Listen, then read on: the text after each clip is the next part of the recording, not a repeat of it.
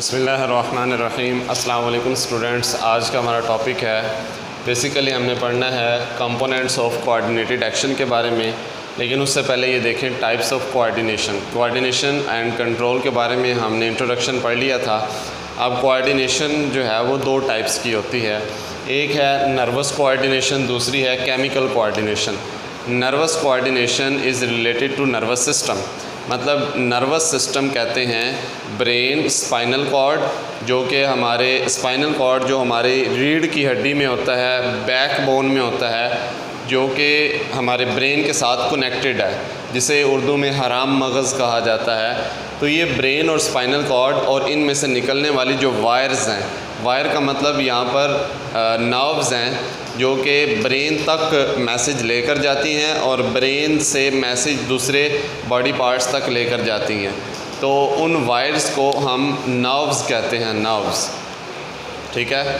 तो nervous system जिस coordination में इन्वॉल्व हो, उस कोऑर्डिनेशन को नर्वस कोऑर्डिनेशन कहते हैं।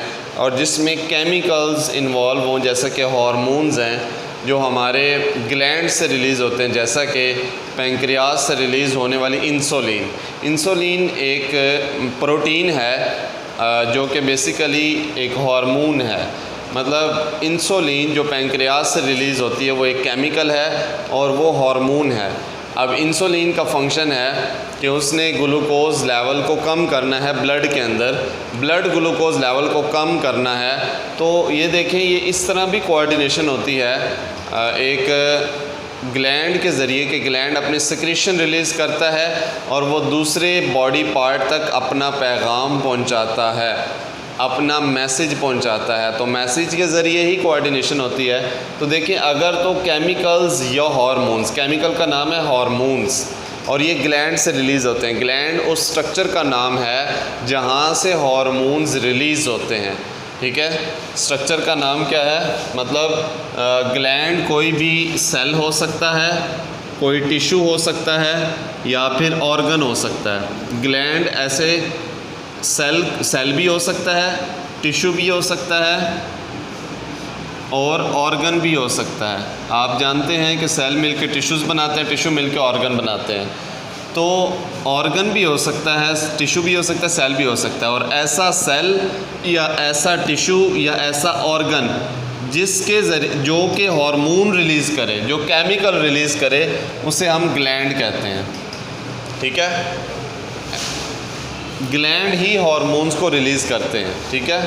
और वो सेक्रेशन जो ग्लैंड्स के ज़रिए रिलीज़ की जाती हो उसे हार्मोन कहा जाता है। और ये हार्मोन किसी भी रिएक्शन की रफ़्तार को रेगुलेट करने के लिए रिलीज़ किए जाते हैं। रेगुलेट का मतलब है कि रिएक्शन की रफ़्तार को ज़्यादा या कम करने के लिए ये रिलीज़ करते हैं।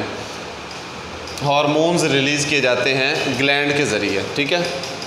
तो हार्मोन्स के ज़रिए जो कोऑर्डिनेशन हो रही है उसे केमिकल कोऑर्डिनेशन कहा जाता है। इसके बारे में नेक्स्ट हम पढ़ेंगे, लेकिन अभी हमने पढ़ना है नर्वस कोऑर्डिनेशन के बारे में।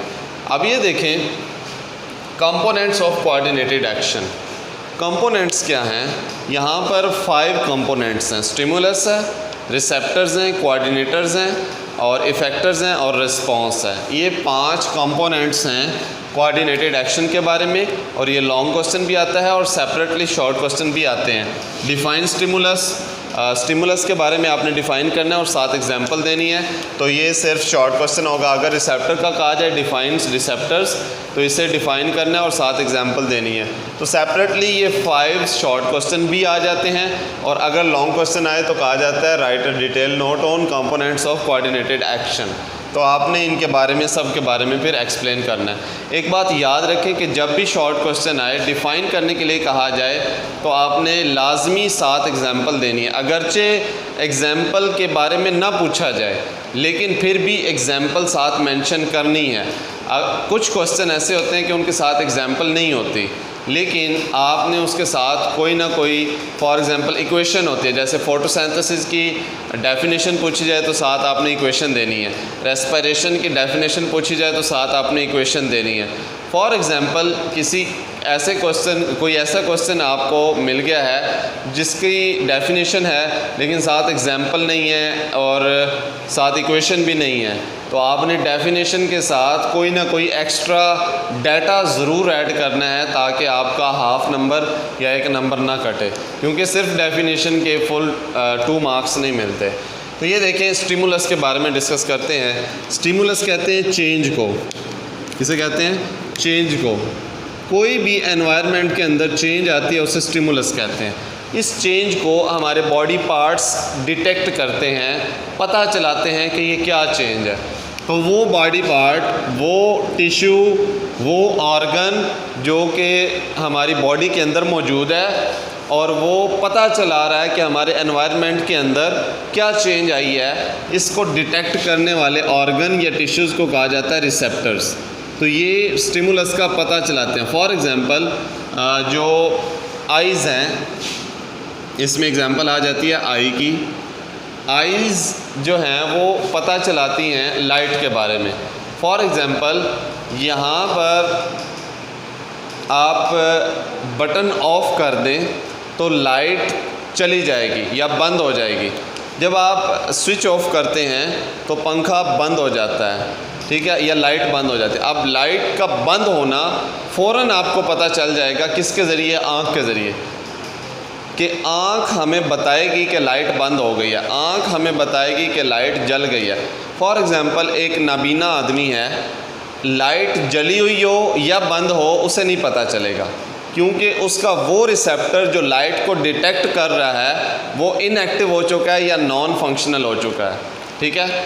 अब देखिए, आँख के ज़रिए हमें पता चलता है कि एनवायरनमेंट में चेंज आई है। लाइट का बंद होना या लाइट का ऑन ऑफ हो जाना ये एक चेंज है, ठीक है। तो ये आई के ज़रिए पता चला। अब आई ने मैसेज भेजना है हमारे कोऑर्डिनेटर्स की तरफ। कोऑर्डिनेटर्स कहते हैं ब्रेन एंड स्पाइनल कॉर्ड को। ब्रेन एंड स्पाइनल कॉर्ड ये दोनों कोऑर्डिनेटर्स हैं, मतलब ये दोनों मिलके फैसला करते हैं कि क्या करना चाहिए।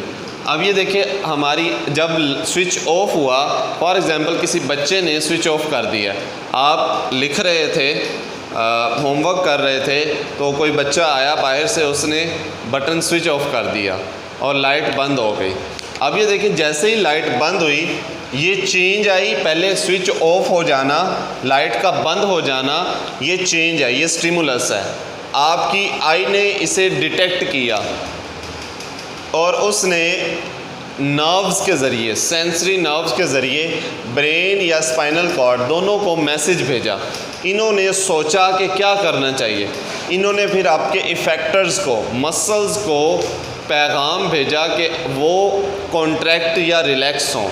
ये आगे पैगाम मोटर नर्व्स के ज़रिए भेजा जाता है मसल्स को या ग्लैंड्स को।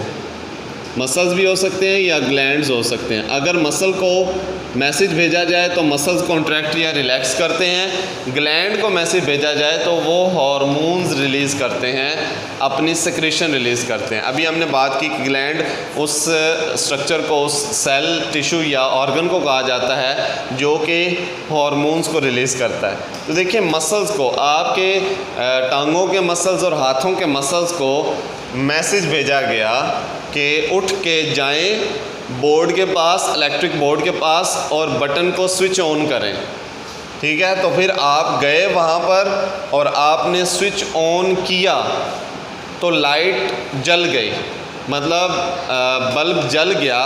तो ये जो आपने स्विच ऑन किया है ये रिस्पॉन्स है, ठीक है। ये रिस्पॉन्स क्या है? जो आपने स्विच ऑन किया है ये रिस्पॉन्स है और इससे लाइट जल गई, ठीक है। तो ये देखिए, एक कोऑर्डिनेटेड एक्शन है कि एक ऐसा एक्शन जिसमें बहुत सारे सिस्टम आपस में मिलकर काम कर रहे हैं। देखिए, स्टिमुलस आया और आपके रिसेप्टर आई ने, आई का कनेक्शन ब्रेन के साथ हुआ, ब्रेन का कनेक्शन फिर मसल या ग्लैंड के साथ हुआ, मसल्स ने कॉन्ट्रैक्ट और रिलैक्स किया। देखें, आपकी आई ने डिटेक्ट किया है लेकिन कॉन्ट्रैक्ट और रिलैक्स मसल्स कर रहे हैं। आई से ब्रेन तक मैसेज गया है और ब्रेन से मैसेज मसल्स तक गया है, तो ये कॉन्ट्रैक्ट और रिलैक्स किए हैं। अगर ये बटन स्विच ऑफ ना होता, कोई बच्चा बटन को स्विच ऑफ ना करता तो आपके मसल्स कॉन्ट्रैक्ट और रिलैक्स ना करते। मसल्स कॉन्ट्रैक्ट और रिलैक्स करके चल के मूवमेंट करके वहाँ तक बोर्ड तक ना जाते और ना ही स्विच ऑन करते। ठीक है, ये किसके ज़रिए हुआ? आई का और मसल का आपस में मिलकर काम करना, ये कोऑर्डिनेशन है। और ये कोऑर्डिनेशन ब्रेन और स्पाइनल कॉर्ड के ज़रिए हुई है। जो भी कोऑर्डिनेशन होती है वो या तो नर्वस कोऑर्डिनेशन होती है या फिर केमिकल कोऑर्डिनेशन होती है। ठीक है, तो यहाँ पर हमने एक एग्जांपल देखी नर्वस कोऑर्डिनेशन की। एक और एग्जांपल देखें कि आपके सामने मिठाई लाई जाती है, तो मिठाई आपने डिटेक्ट की है अपनी आई के ज़रिए, मतलब आँख ने ये बताया है कि सामने मिठाई आ चुकी है। ये हमारी जो आई है ये रिसेप्टर है। मिठाई का सामने आ जाना ये एक स्टिमुलस है।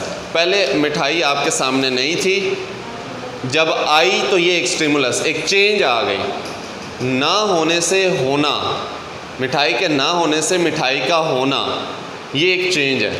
ठीक है, ये एक स्टिमुलस है। तो स्टिमुलस को डिटेक्ट किया आपकी आई ने, रिसेप्टर ने। रिसेप्टर उसे कहते हैं जो रिसीव करता है मैसेज को, डिटेक्ट करता है। इसने ऑप्टिक नर्व के ज़रिए, ऑप्टिक नर्व उस नर्व को कहते हैं, उस वायर को कहते हैं जो कि आई से ब्रेन तक मैसेज को लेकर जाती है। ठीक है, जिस तरह फ़ोन वायर्स होती हैं, ये मैंने माइक लगाया तो इसकी वायर है जो मोबाइल के साथ कनेक्टेड है, तो वायर मैसेज लेकर गई, ऑप्टिक नर्व ब्रेन तक मैसेज लेकर गई। अब ब्रेन ने ये सोचा कि क्या करना चाहिए, तो ब्रेन ने हमारे सलाइवरी ग्लैंड्स की तरफ मैसेज भेजा। सलाइवरी ग्लैंड्स हमारे मुंह में होते हैं, हमारी ओरल कैविटी में जहाँ पर दांत मौजूद हैं, हमारी ज़ुबान के नीचे और साइड्स पे 3 तरह के ग्लैंड्स होते हैं, वो अपनी सिक्रीशन रिलीज़ करते हैं। तो देखें, जब उन्होंने अपनी सिक्रीशन रिलीज़ की, मतलब वो ग्लैंड्स क्या हैं? वो इफेक्टर्स हैं। तो ग्लैंड्स ने अपनी सिक्रीशन रिलीज़ की, सलाइवा प्रोड्यूस किया। सलाइवा प्रोडक्शन क्या है? रिस्पॉन्स है। सलाइवा का प्रोड्यूस होना मतलब मुंह में पानी आ जाना।